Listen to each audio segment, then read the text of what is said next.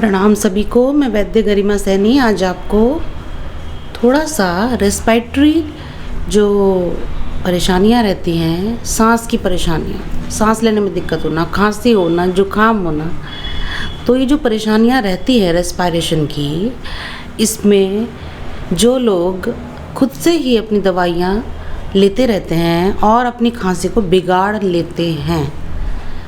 ऐसा होता है ना कि मैं ये खा लेता हूँ दवाई ला कर आप लोग अपनी खांसी में खाते रहते हैं, जिससे क्या होता है वो खांसी ठीक ना होने की बजाय क्या होती है और बढ़ जाती है और भयंकर रूप ले लेती है।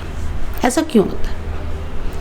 देखिए, ऐसा इसलिए होता है क्योंकि ये जो सांस की परेशानियां हैं, ये जो दिक्कत है, जो जुकाम है, रेस्पिरेशन में कोई दिक्कत है और आपको ऊपर के सर में बहुत भारीपन है और सांस लेने में दिक्कत होती है, इस तरह की कोई भी जो रेस्पिरेटरी प्रॉब्लम आपको रहती है, इसमें ट्रीटमेंट अकॉर्डिंग टू पेशेंट रहता है। पेशेंट की हिस्ट्री पर डिपेंड करता है, वो क्या हिस्ट्री देता है, किस तरह के उसके लक्षण हैं, उसी हिसाब से ट्रीटमेंट होता है। ऐसा नहीं होता है कि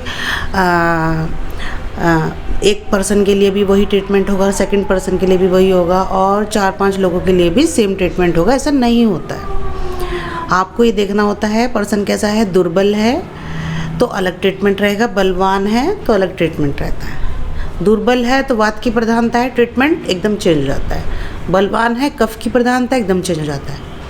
अभी क्या होता है रेस्पिरेशन में, श्वास के जो ये रोग हैं, हिक्का श्वास के जो रोग है ये, इसमें क्या होता है कफ और वात की ही प्रधानता रहती है। जो हमारे 3 दोष होते हैं, वात, पित्त, कफ, तो इसमें क्या होता है कफ और वात, ये जो 2 दोष है, इन्हीं की प्रधानता देखने के लिए मिलती है रेस्पिरेटरी प्रॉब्लम्स में।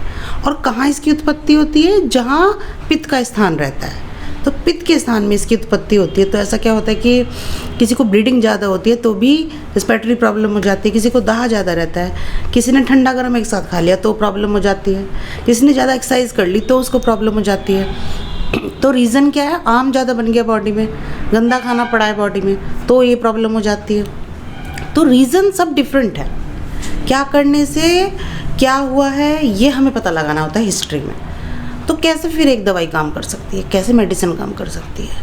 अब पित्त बढ़ रहा है, गर्मी लग रही है, उसे दहा हो रहा है, पित्त बढ़ने की वजह से प्रॉब्लम हो रही है, तो ट्रीटमेंट एकदम चेंज हो जाता है। ऐसा नहीं है कि सेम ट्रीटमेंट बना रहेगा। तो अगर गर्मी लग रही है, श्वास का रोग है, खूब गर्मी लग रही है, जलन हो रही है, तो ट्रीटमेंट एकदम डिफरेंट हो जाता है।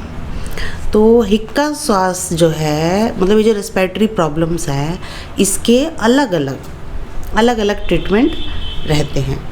अभी क्या होता है ना कि जैसे किसी को कफ जम जाता है तो हम क्या करते हैं, उसको नाड़ी स्वेद करते हैं और नाड़ी स्वेद के बाद जो स्रोत होते हैं वो मृदु हो जाते हैं, मतलब चैनल्स जो होते हैं वो खुल जाते हैं, कफ उनमें से हट जाता है जब हम उनको स्टीम देते हैं। उससे क्या होता है फिर वो कफ पिघल जाता है और पेशेंट ठीक हो जाता है। लेकिन ऐसा सब में नहीं होता। स्वेदन जो स्टीम होती है वो वर्ज्य भी रहती है। वर्ज्य मतलब ऐसे लोग भी हैं जिसमें स्वेदन हमें नहीं करना है। ऐसे रोग जिसमें पित्त बढ़ा हुआ है, रक्त पित्त की संप्राप्ति है, जिसमें ब्लीडिंग हो रही है, तो ऐसे लोगों में हम लोग कभी भी नहीं करेंगे स्टीम। और क्योंकि आप तो अपने खुद ही डॉक्टर बनते रहते हैं, आप डॉक्टर उसके पास नहीं जाते हैं, तो ऐसे में अगर आपने ऐसा कर दिया तो इसके भयंकर रूप आपको देखने के लिए मिलेंगे। तो इसलिए तो कहते हैं कि आप एक चिकित्सक की एडवाइस लीजिए, वो आपको सही सलाह देगा, क्योंकि उसने एक लंबा टाइम स्टडी की है इन चीज़ों की, समझा है सब चीज़ों को। वो आपको सही तरीके से समझा सकता है कि कौन सी मेडिसिन उस पेशेंट की बॉडी पर वर्क करेगी।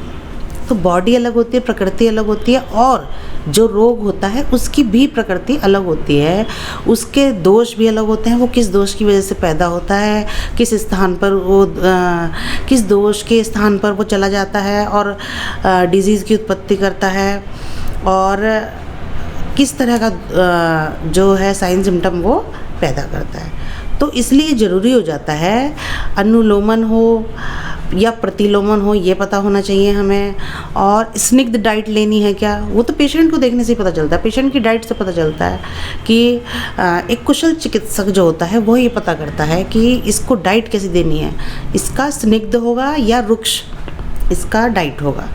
और अगर कोई लड़की डाइटिंग पर ज़्यादा चलती है तो उससे भी इसको सांस की प्रॉब्लम होने लग जाती है, सांस फूलने लग जाती है। वो रीज़न यही रहता है, वात बढ़ जाती है, अब तर्पण हो जाता है ज़्यादा, जिसकी वजह से ड्राइनेस बॉडी में आ जाती है, वात बढ़ जाती है और ये प्रॉब्लम्स देखने के लिए मिलती है। तो वहाँ पर हमें संतर्पण की ज़रूरत पड़ती है। तो सब केस अलग अलग है, हम ये नहीं कह सकते कि इसमें हमने ये वाली मेडिसिन दी है तो दूसरे पेशेंट में भी वही मेडिसिन चलेगी, नहीं। सबकी हिस्ट्री अलग है, प्रकृति अलग है, इसलिए सबका ट्रीटमेंट भी अलग अलग रहता है। तो ये मैं आपसे कहूँगी कि हमेशा ये ध्यान रखें, एक कुशल चिकित्सक की सलाह परामर्श से ही आप लोग मेडिसिन लें। अदरवाइज़ इसमें श्वास की जो प्रॉब्लम्स रहती है ये मृत्यु कारक भी होती है, इसमें मृत्यु तक चली जाती है। तो ये आप ध्यान रखेंगे। बहुत बहुत धन्यवाद आपका। Thank you.